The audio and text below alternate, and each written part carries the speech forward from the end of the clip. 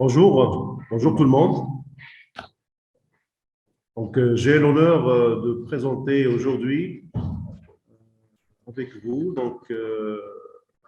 notre exposé qui s'intitule « Le développement de la gouvernance d'espace territorial par l'acquisition massive de données géoréférenciées à grande échelle » par notre groupe BT. Nos intervenants sont M. Abdelhak Sadiqi qui va présenter la partie collecte massive, moi-même qui va présenter donc notre groupe BT, et Adil Boumzwoud qui va présenter donc un projet intéressant que nous avons effectué l'année dernière avec Temara en développement, notre collaborateur. Donc, le plan de notre exposé est comme suit. Donc, on va présenter donc, notre groupement et puis on va passer à la présentation de la technologie d'acquisition massive de données drone, comme j'ai dit tout à l'heure par M. Sadeki, et bien sûr notre projet réalisé Temara Développement va être présenté par notre Adil. Et puis par la suite, on va donc passer à des discussions après avoir conclu notre travail. La gouvernance foncière donc, est un processus de maîtrise de l'espace par le concours de process institutionnels, organisationnels et techniques. Une bonne gouvernance foncière nécessite la disponibilité de données spatiales précises et fiables. Les nouvelles technologies permettent donc une économie considérable en termes de temps et de coûts.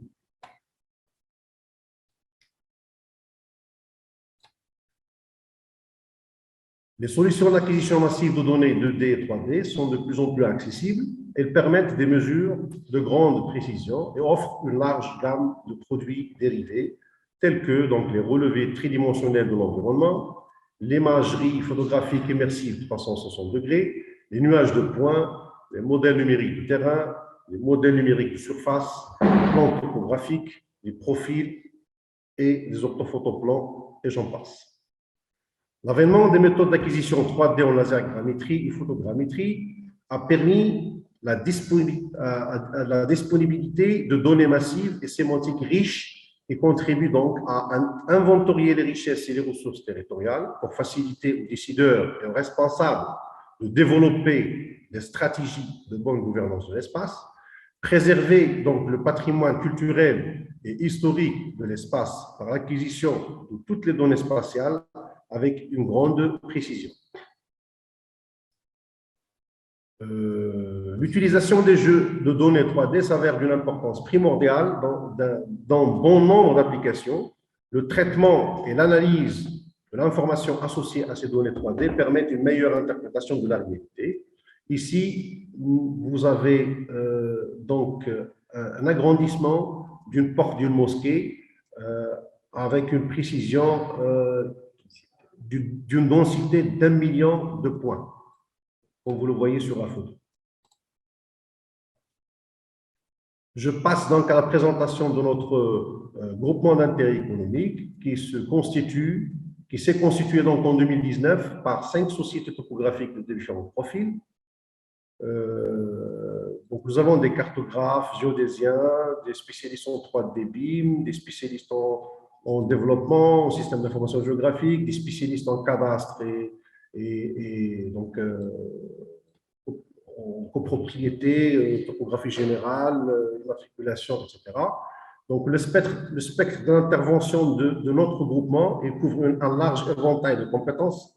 Bien sûr, donc, comme j'ai dit tout à l'heure, topographie, cartographie, modélisation, mobile mapping system, levé aérien et drone, la lasergrammétrie, BIM, SIG, développement des géoportails, etc. Notre équipe BT se constitue de 9 ingénieurs pluridisciplinaires, donc des topographes, des informaticiens, des sigistes, etc. 5 administrateurs et 120 techniciens de différents profils.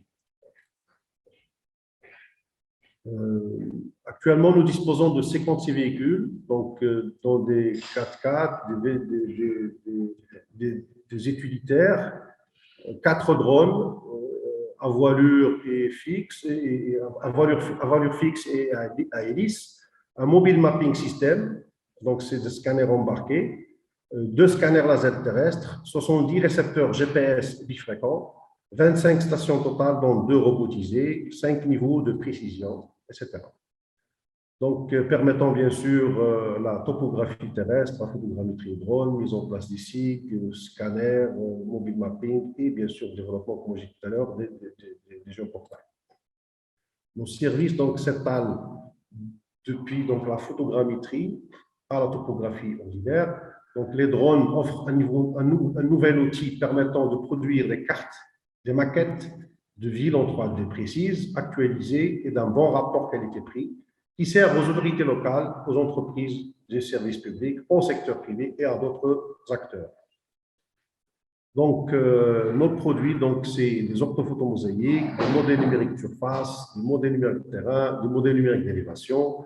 Et après traitement, on pourra voir la classification des photos, l'interprétation des photos, des indices de végétation, des modèles 3D textués, des plans topographiques.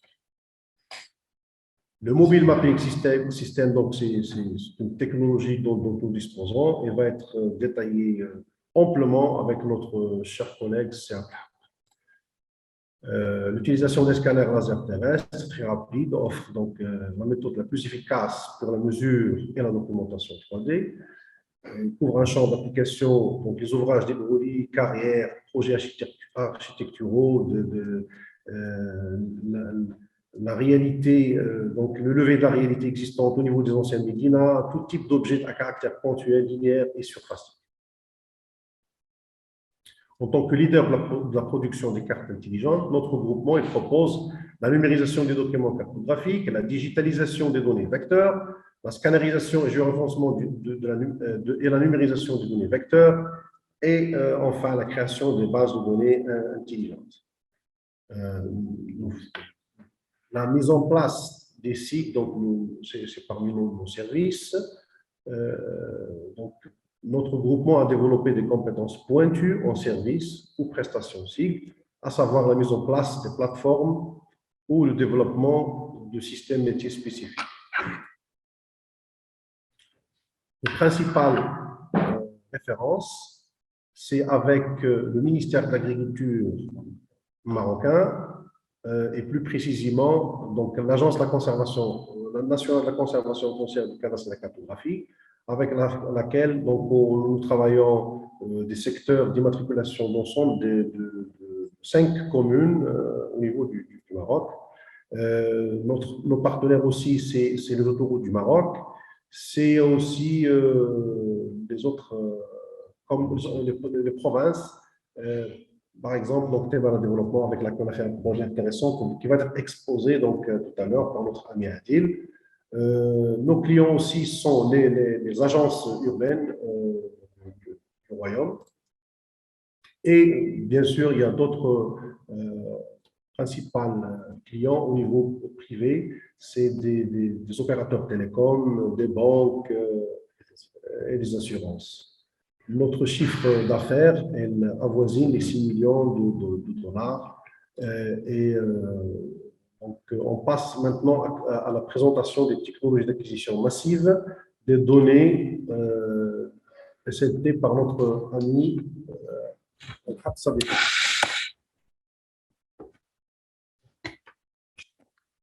Merci, cher collègue Rolab Zouli.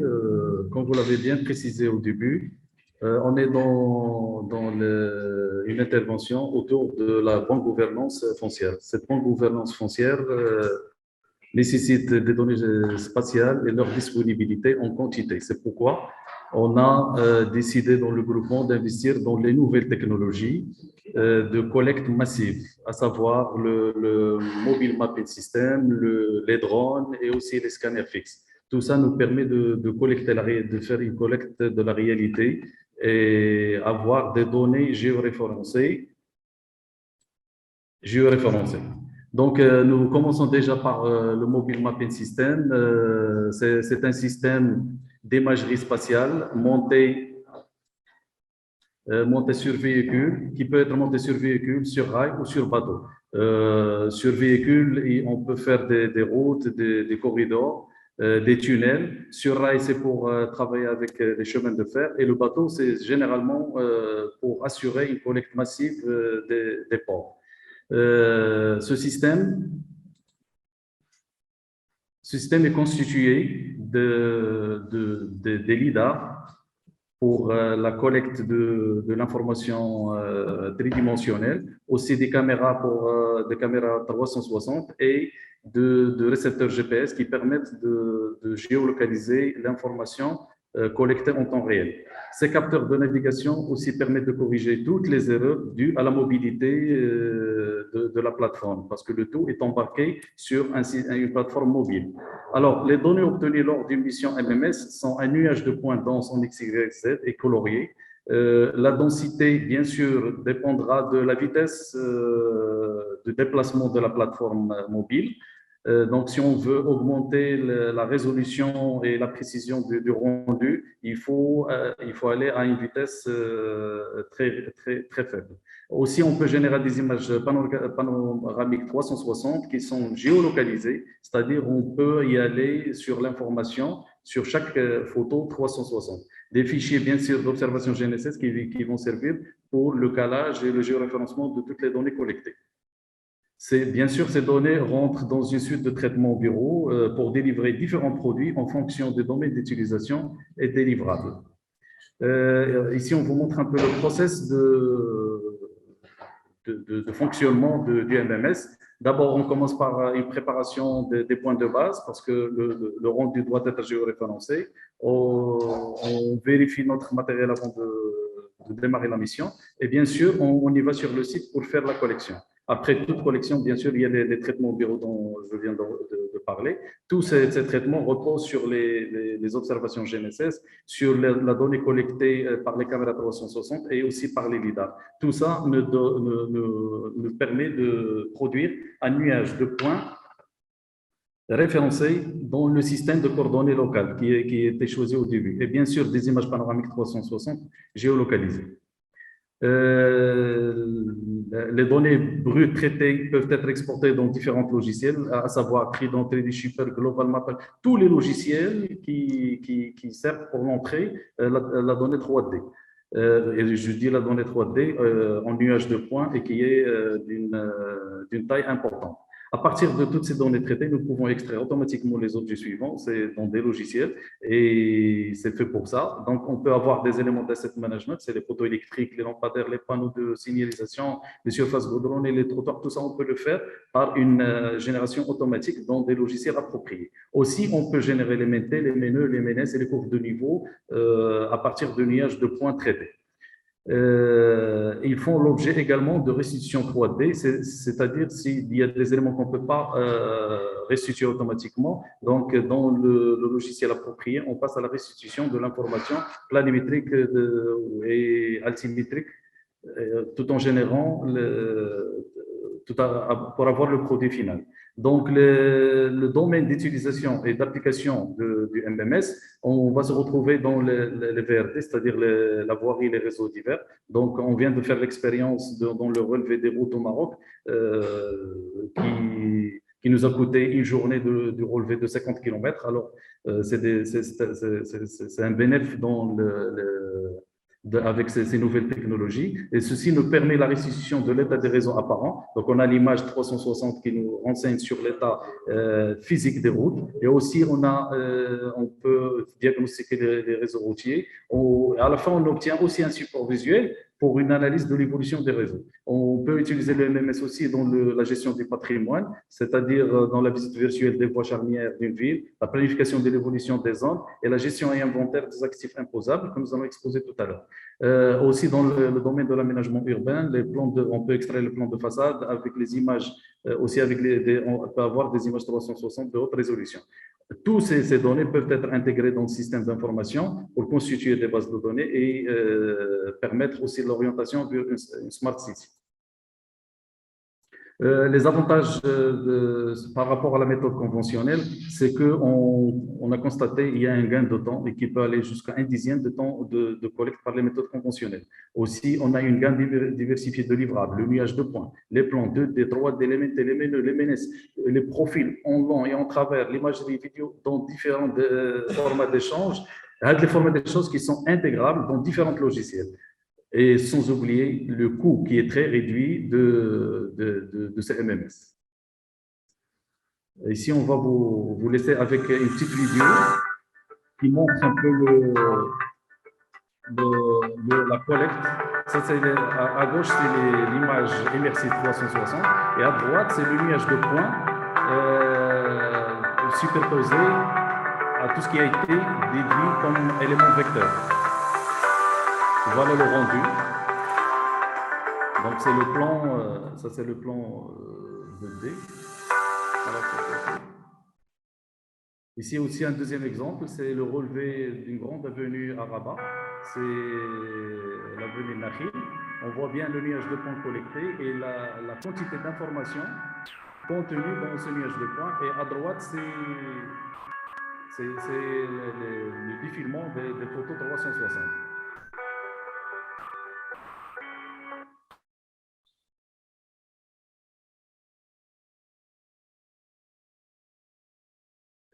On passera aussi au système laser terrestre, donc, dont dispose le groupement. C'est des scanners de haute résolution et qui peuvent aller à une distance de 350 mètres, ce qui nous permet le balayage d'un nuage de points très dense, avec une capture de plus d'1 million de points par seconde. Aussi, on va parler du process du système laser terrestre. Il y a une numérisation avec eau sensible, c'est connu chez les professionnels. Actuellement, avec des logiciels appropriés, on peut faire des scans sans sensibles. On passera à l'assemblage bureau et le géoréférencement du projet en introduisant les points de géoréférencement du projet. Le résultat, c'est l'intégration de tous ces nuages de points dans différents logiciels pour la production de livrables tels que la modélisation 3D, les plans de façade de bâtiments, les calculs des couvertures, l'édition de réalité virtuelle et l'édition de l'orthophoto. On a déjà utilisé ces technologies pour les calculs de couverture en ce qui concerne les carrières et aussi pour produire les plans de façade des avenues pour le compte des agences urbaines. Les avantages du système laser terrestre par rapport aux méthodes conventionnelles, c'est qu'il permet de capturer un paysage dans un temps record avec un assemblage sur terrain qui rend possible toutes les corrections immédiates, évitant ainsi les retours sur le terrain. Il offre aussi la densité qui est de plus d'1 million de points par seconde, qui nous permet une précision du produit de plus ou moins de 2 mm. Et certains scanners permettent aussi la scan à 350 mètres. Ils permettent aussi l'interopérabilité et la facilité d'échange des fichiers de sortie pour répondre aux différents besoins. Les domaines d'application, c'est aussi les VRD. On peut faire la scan de certains ouvrages d'art, surtout sur les routes, ceux qui ne peuvent pas être vus et scannés par le MMS. On peut les utiliser dans l'auscultation des barrages. Ils permettent de déterminer les déplacements de l'ouvrage au dixième de millimètre près. Aussi, dans les domaines de l'aménagement urbain, on peut extraire des plans de façade. On peut faire l'analyse de la véracité des structures, telles que les gratte-ciels, les murs historiques, etc. On peut l'utiliser aussi dans la gestion du patrimoine, pour la conservation du patrimoine et pour constituer des visites virtuelles. Je vous laisse avec aussi un exemple de scan d'un riad sur Rabat.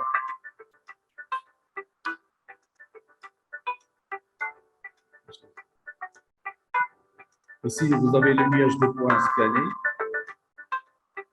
Vous voyez la richesse en informations collectées. Ici, c'est la modélisation 3D. Voilà ce qu'on obtient à partir de cette scannerisation. Et on peut aussi générer les plans 2D, 3D selon le besoin. un autre site sur la ville de Casablanca qui a été scanné et voilà, on voit ici le nuage de points et les plans extraits à partir de cette scanarisation. On passe aussi à la deuxième technologie utilisée par notre groupement, c'est le drone. Et le drone, il permet des opérations hors de vue et de faire de la cartographie de plus de 100 hectares pour un seul vol. En fonction du domaine d'application, le drone est équipé de différents capteurs. Pour la gouvernance de l'espace territorial, le drone est utilisé pour ses propriétés de cartographie. En fonction de la précision désirée, la hauteur de vol est fixée et le survol est enclenché. De nouvelles générations de drones dont nous disposons combinent la prise de photos et le balayage laser qui permettent l'édition des livrables utiles à la gouvernance de l'espace territorial. À la fin de chaque mission drone, on obtient les images qui peuvent servir pour l'établissement des orthophotos, pour la restitution 3D des détails topographiques de terrain survolé et aussi la génération de l'MNT, les menus et les MENES. Les domaines d'utilisation des drones, c'est aussi bien en premier lieu au Maroc, on les utilise dans les aménagements du territoire pour le compte des agences urbaines. Donc, il permet d'établir des plans de la ville qui vont servir qui servent aussi pour la détection des terrains non bâtis. Et on aura l'exemple tout à l'heure, le projet qui va être exposé. Ils peuvent servir aussi pour la planification des opérations d'expropriation dans l'intérêt public, aussi bien dans l'identification des zones sensibles, les zones d'érosion, d'inondation, de bidonville, et même pour le cas des forêts, les zones à risque d'incendie, où on les utilise actuellement dans des opérations de remembrement et d'immatriculation foncière d'ensemble. On les utilise aussi dans l'agriculture pour la détection des terres cultivables. Pour le tourisme, ils peuvent servir pour la constitution des visites virtuelles des voies charnières d'une ville. Ça, c'est un exemple de survol en drone.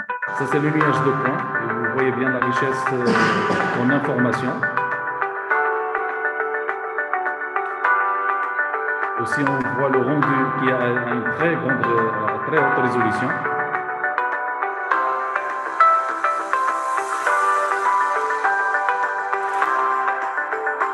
Le détail, ici, c'est les produits générés tels que les MNT, les MENES et l'orthophoto mosaïque.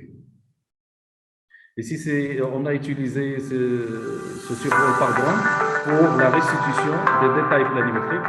Et vous voyez la superposition de l'orthophoto avec la restitution. Ça, c'est la restitution des bâtiments.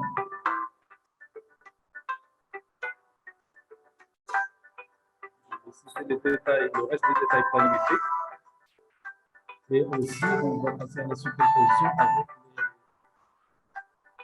les courbes de niveau. Donc, vous voyez, c'est des plans cartographiques dédiés aux agences urbaines.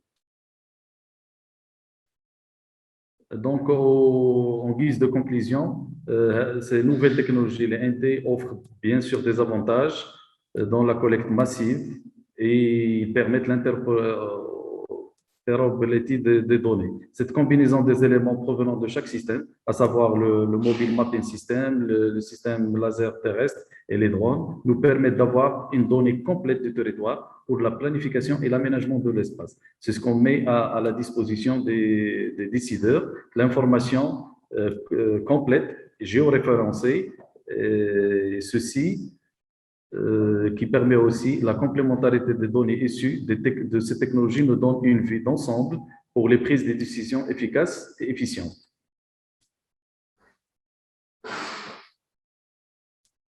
Je passe la parole à notre collègue Adil pour le détailler un peu le projet qui a été déjà initié avec la préfecture de Témara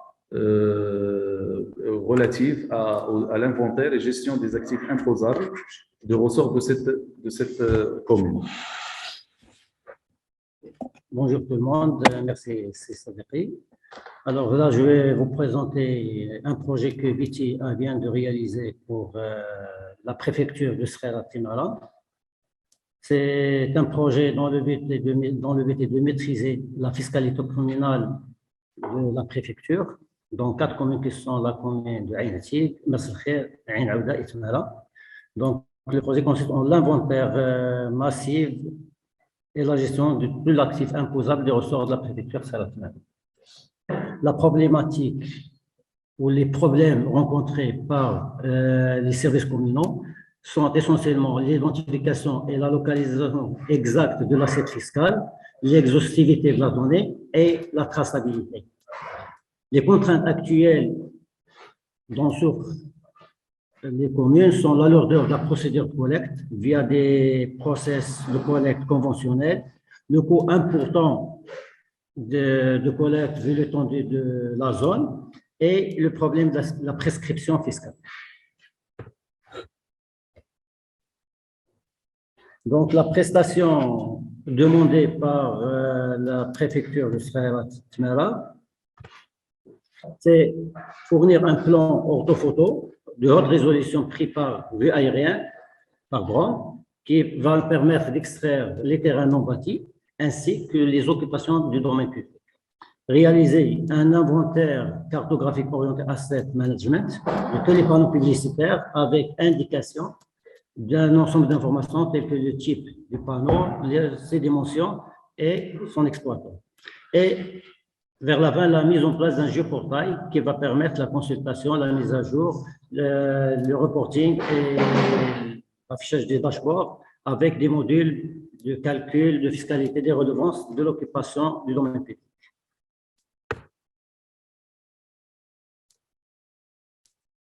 Donc, on a utilisé dans ce projet les différentes technologies de collecte massive que vient de présenter CADHAF, telles que les drones, qui nous ont permis de couvrir une superficie de 16 836 hectares dans les 4 communes, un ratissage total sur terrain par MMS de tous les ruelles des 4 communes, avec une longueur de 626 km et une collecte de plus de 17 000 activités et de 41 000 occupations du domaine public. On a commencé par la mise en place du géoportail.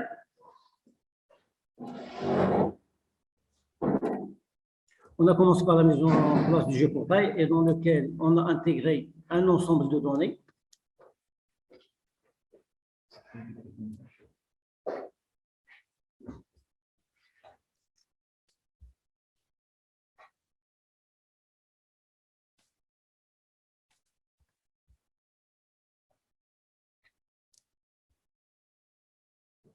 Un petit réglage pour pouvoir exposer sur défiler automatiquement les diapositives.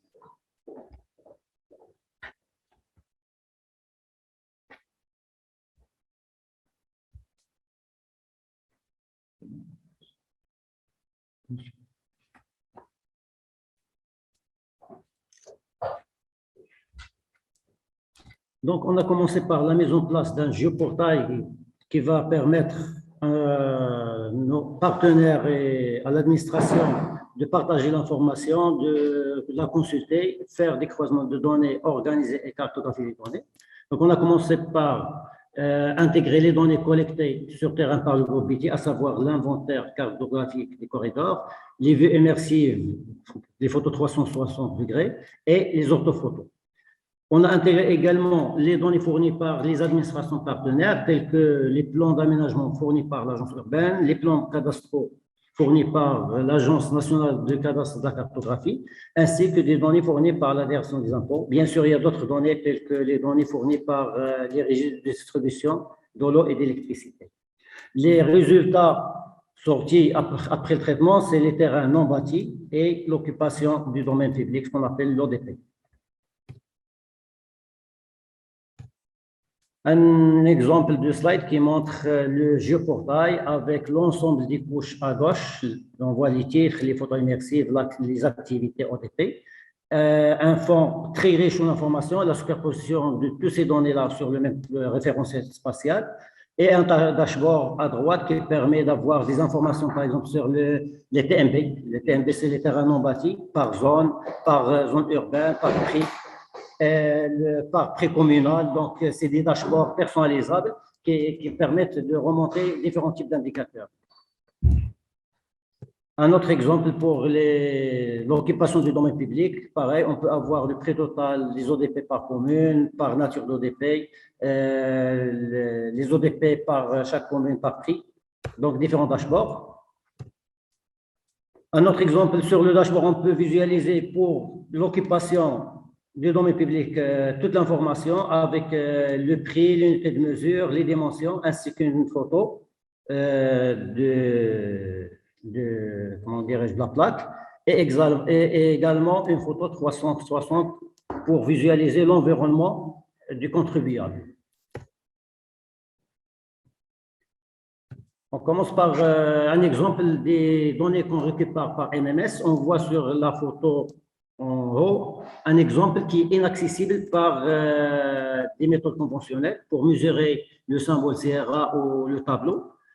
Et c'est ce qui est facturable. On doit récupérer les dimensions, la longueur et la hauteur, et également en bas. Donc, on doit avoir des dimensions qui, des fois, elles sont inaccessibles. Avec le MMS, on peut avoir la précision centimétrique, alors que la technique utilisée actuellement, elle est seulement estimée. Un autre exemple de l'occupation du domaine public, c'est dans le cadre des terrasses. Et on voit dans le cadre qu'on peut mesurer des marquises et des vannes, juste à partir du bureau, sans faire des méthodes conventionnelles pour mesurer chaque partie d'occupation.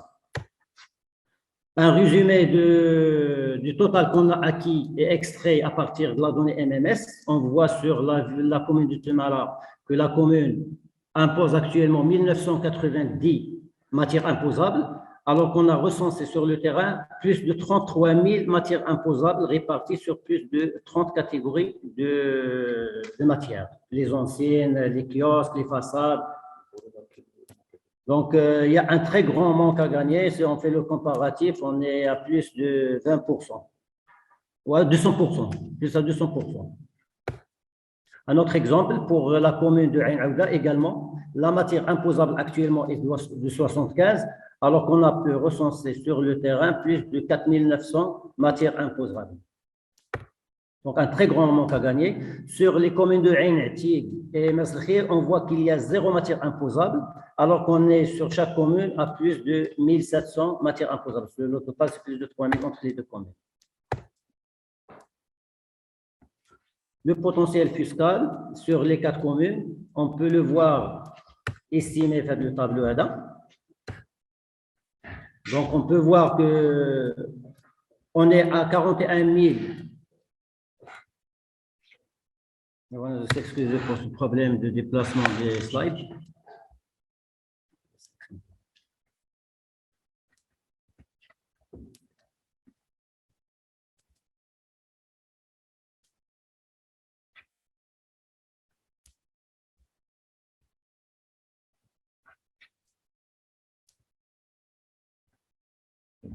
Merci. Merci.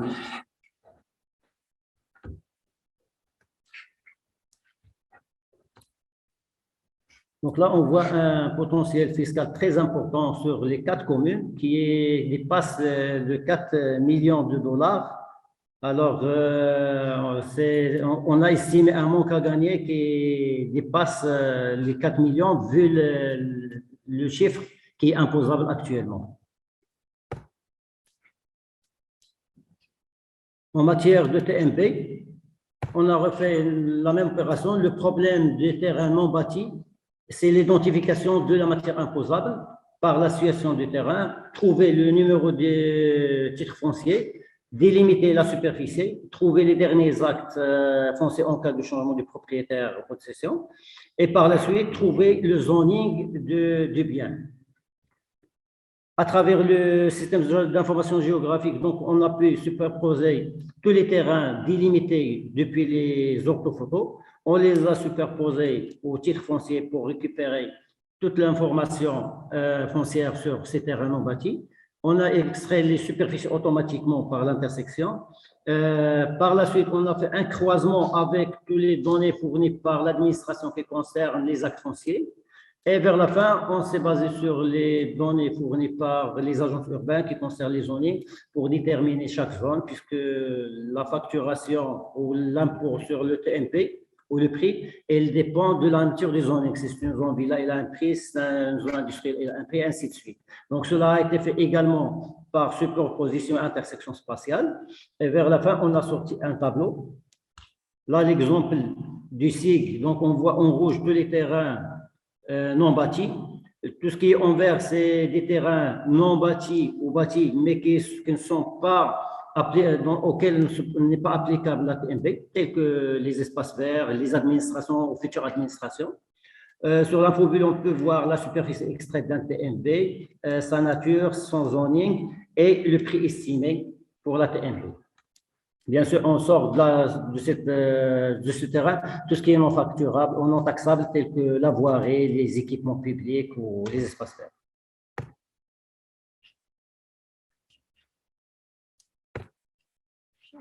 Le tableau suivant donne un résumé sur le potentiel fiscal en termes de TNP. On voit que les titres concernés par la TNP sont de 14 620 et plus de 1462 titres qui ne sont pas immatriculés, avec un potentiel fiscal de plus que 6 270 000 $. Donc, l'acquisition des données spatiales massives par les technologies MMS et drones contribue considérablement et avec une grande efficacité à la mise en œuvre des stratégies de bonne gouvernance de l'espace par les différents acteurs de la gouvernance foncière. Donc, est-ce qu'on n'est pas arrivé à l'ère d'utilisation des nouvelles technologies dans les grands projets structurants de la gouvernance foncière en Afrique? Et en projetant l'exemple du projet Temara Développement, quel serait le manque à gagner dans toute l'Afrique? Je vous remercie et on passe la parole. Merci, monsieur le modérateur, de nous indiquer s'il y a donc des questionnements à propos du sujet. Nous sommes à votre disposition, soit au niveau du chat, soit au niveau direct par audio. Donc, côté logistique, on ne sait pas comment les choses se passent, mais de toute façon, nous sommes en attente des questions, s'il y en a toujours. Merci. Merci beaucoup. Bonjour à tous et à toutes. Félicitations aux confrères pour la présentation de cet important développement au niveau de l'acquisition de données massives au niveau du Maroc. Je voudrais féliciter toute l'équipe. D'abord, pour l'innovation, c'est innover en créant un groupement de plusieurs cabinets topographiques effectivement de structures importantes pour répondre à ce genre de besoins en données dans notre pays et faire face à la concurrence dans ce domaine. J'ai une préoccupation. Donc, nos collègues ont présenté les différentes facettes de ce projet et ce qu'il permet comme bénéfice au niveau de l'acquisition de données. Et quand on voit ce qui se passe au niveau international, où certains pays ont comme stratégie, effectivement, de couvrir le pays, notamment la France et d'autres, par des acquisitions de données 3D et les mettre à la disposition des utilisateurs.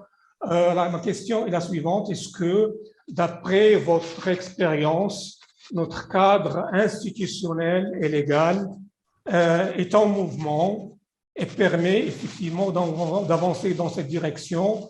Et est-ce qu'il y a des choses à faire pour qu'on puisse, dépasser les contraintes qui pourraient se poser pour ce genre de projet dans notre pays? Merci beaucoup. Merci, Monsieur Timoulali, pour votre question pertinente. Je pense qu'au niveau institutionnel, au niveau de l'ordre, comme je ne pense pas qu'il y a donc une interdiction à ce sujet. Au niveau légal, les structures peuvent se grouper ou des groupements d'intérêt économique et c'est pas interdit.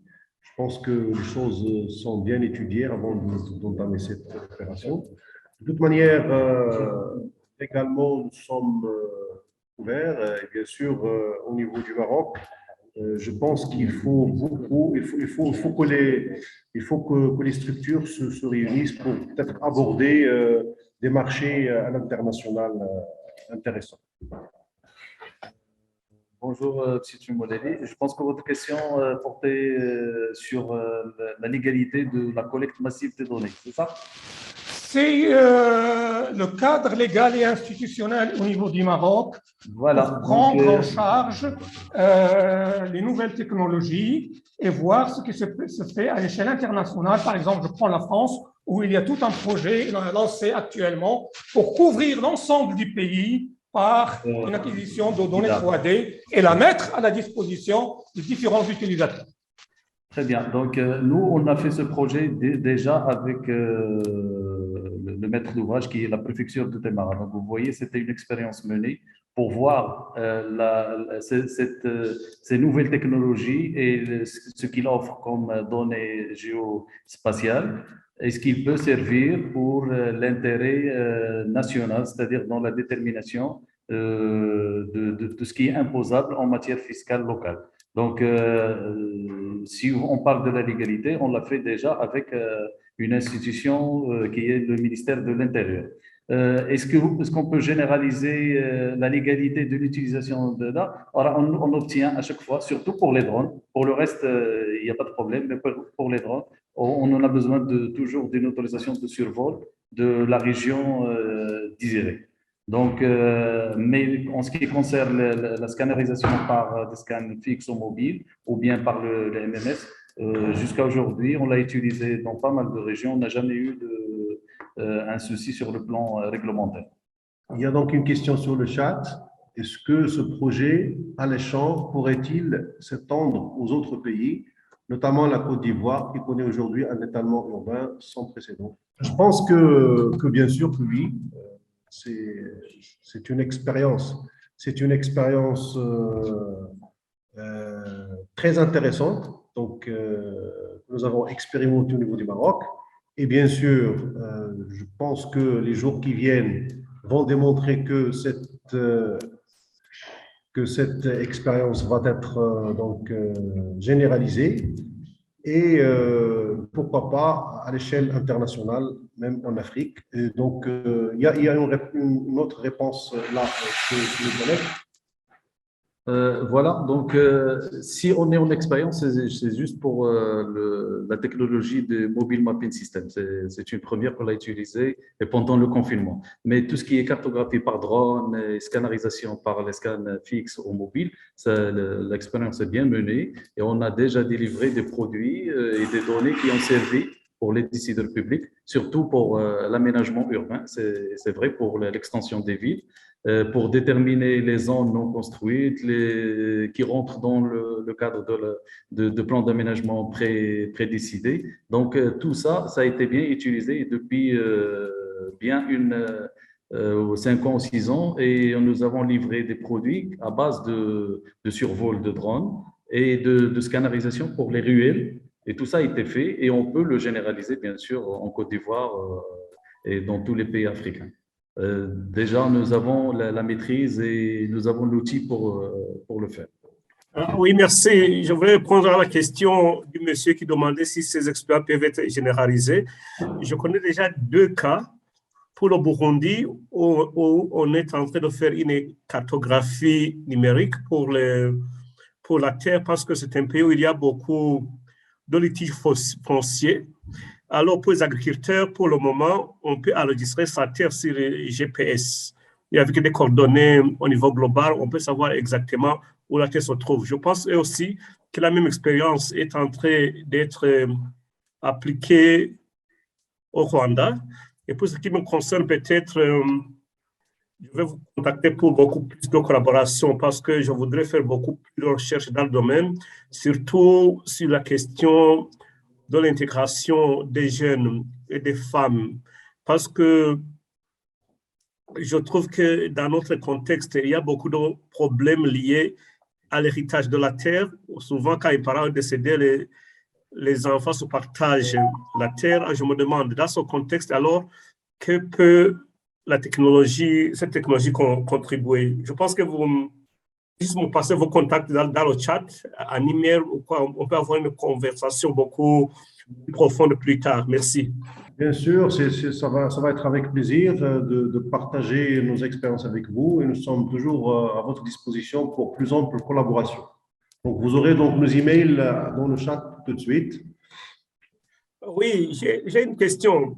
On a parlé de la légalité de l'utilisation des données, mais aussi, je vais demander la question pour la réceptibilité. Comment est-ce que la population, les institutions publiques ont reçu cette technologie? Pas très souvent. Avec les nouvelles technologies, on trouve qu'il y a des résistances quelquefois. Je ne sais pas dans votre contexte ce qui se serait passé au niveau de l'acceptance de la technologie ou bien s'il y a des stratégies spéciales que vous avez utilisées. Tout à fait, il y avait toujours des réticences au départ et nous avons même au niveau, je crois, du marché, donc il y avait une assistance des coachs pour pouvoir intégrer cette transformation. Parce qu'avant, on travaillait avec la méthode conventionnelle. Maintenant, on va travailler avec une autre méthode qui est une méthode purement technologique.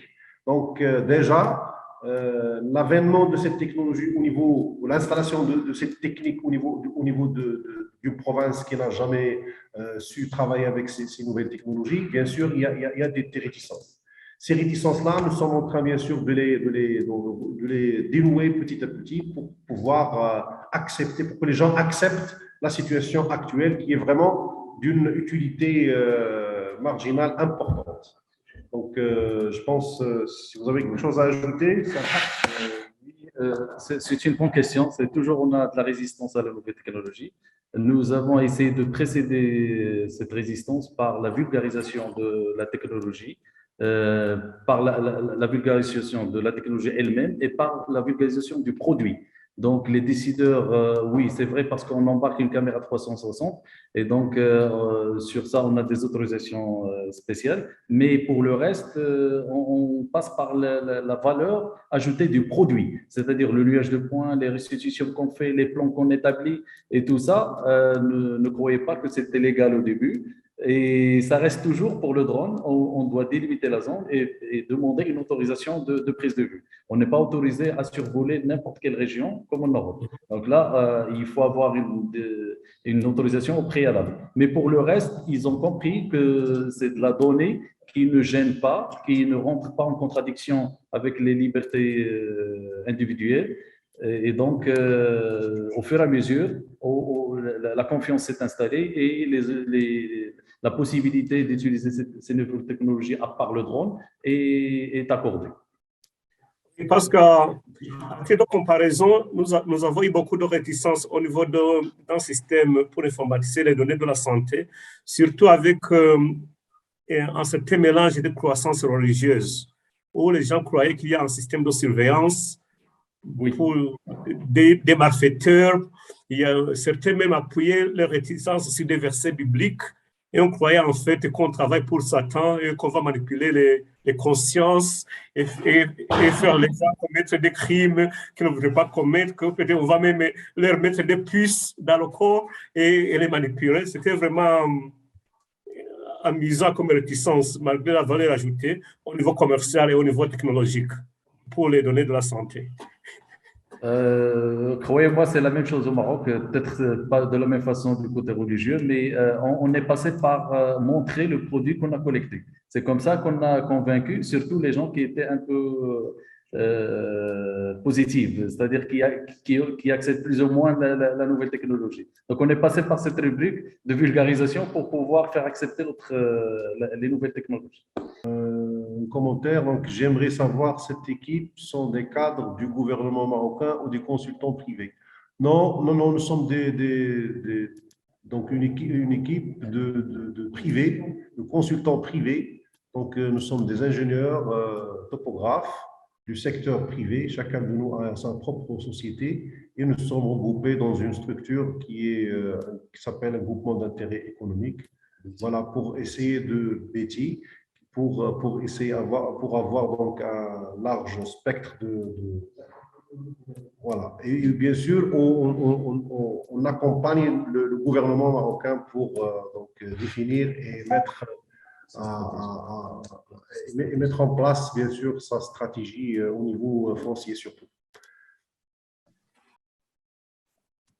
Merci pour la présentation. J'aimerais savoir, pourriez-vous nous rappeler, s'il vous plaît, ce qui ont présenté les différentes parties? Excusez-moi, je n'ai pas bien entendu votre question. Excusez-moi.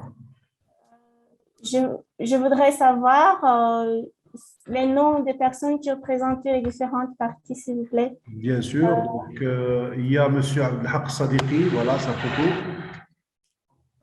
Abdelhak Sadiqi. Celui-là, c'est M. Adil Boumezoued. Et moi-même, Ahmed Ngoulabzouri. Et M. L'Iraqi Abdelrahman. Quatrième membre. Donc, à la base, ce sont des ingénieurs topographes formés à l'IAV, à l'Institut agronomique et vétérinaire marocain, mais avec des suppléments de formation, des masters, des DEA, dans différentes disciplines. Donc, et on s'est groupé pour pouvoir avoir le privilège d'utiliser les compétences de chacun de nous et aussi faire face à l'investissement dans les nouvelles technologies qui, comme vous le savez, il est un peu excessif. Voilà, donc, et aussi, c'est de pouvoir faire face à la production pour différents projets du moment qu'on est dans la collaboration pour la mise en place des stratégies du gouvernement marocain en matière de foncière. On travaille sur la généralisation de l'immatriculation foncière à l'échelle des communes qui sont d'une taille de 20 000 hectares ou de 30 000 hectares, vous voyez, donc, et qui peut se réaliser pendant une année. Donc, notre groupement trouvera les moyens et les compétences pour la réalisation de ce projet. Aussi, en matière de la fiscalité locale, on a contribué avec, c'était un projet pilote avec la préfecture de Témara, dans le recensement de tout ce qui est imposable. Et vous avez vu dans la présentation le manque à gagner en utilisant les nouvelles technologies et on fait appel aux compétences de chacun de nous. Voilà, merci. Mais je voudrais savoir, en fait, vous avez présenté les trois parties, partie de l'acquisition des données massives, partie du projet Témara, mais associer ces différentes parties de votre présentation avec les mots. Je fais le reportage, c'est pourquoi je vous demande cela. Merci. D'accord, merci. Donc, je pense que nous avons donc arrivé à la clôture de cet exposé, de ce masterclass.